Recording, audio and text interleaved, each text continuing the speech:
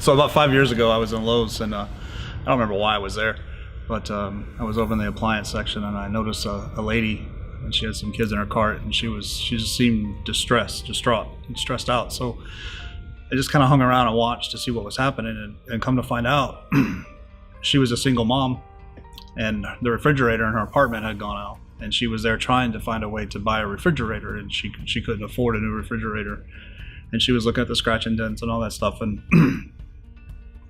it was that moment that I felt like I wanted to help. I wanted to buy her a refrigerator. I love to bless other people as much as I can, but I couldn't because we owed so much other places that I didn't have that money.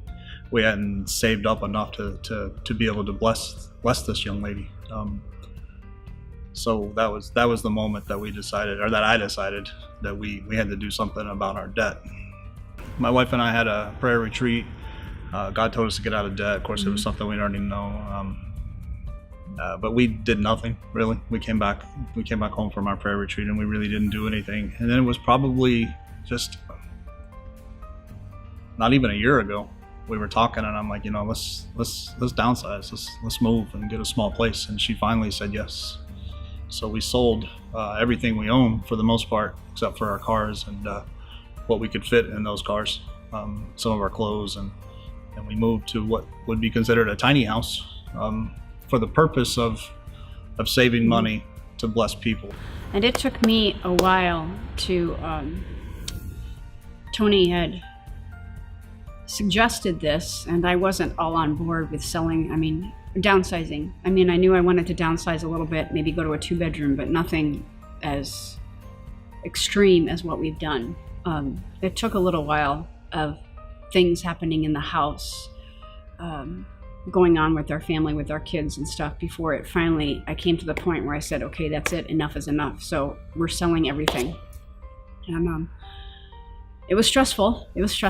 And it was hard for me because every object in that home held sentimental value for me because it marked our family. We lived in that home for 10 years, 11 years, and everything that we had accumulated, the entertainment center, the sofa, the bed, the dining room table, chairs, the desk, everything held sentimental value. And for me to separate that, part with that, was hard for me to do.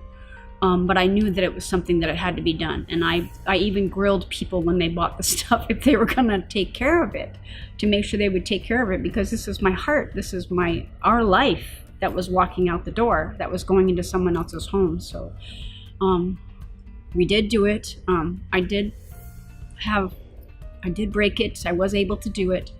And now that we're in this tiny home, this 1-bedroom, under 400 square feet home, we have gotten all of our stuff down to where it's 12 boxes. It's about 12 boxes that we got rid of everything except for 12 boxes.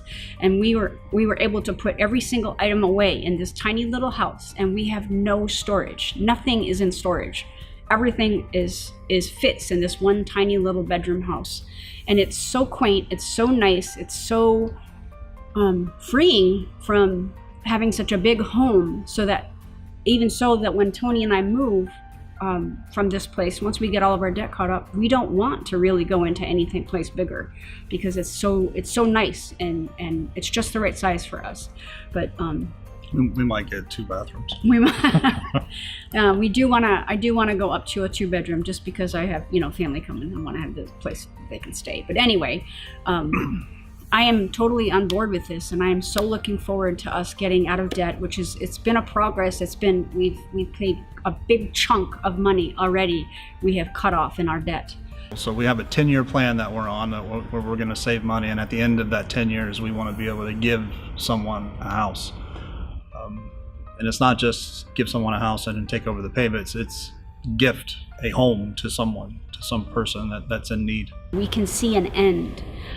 So that we can buy a home and fix it up, do whatever we need to do, so that we want to give that to someone else. We want to bless someone, a single mom, or the elderly that can't afford house payments, or rent, with Medicare, and with just they can't work anymore. We just want to be able to bless someone so much And it's our both of our heart's desires. It started out as Tony's, but now I've jumped on, and I'm just looking forward to the time that we can actually give the keys away to someone.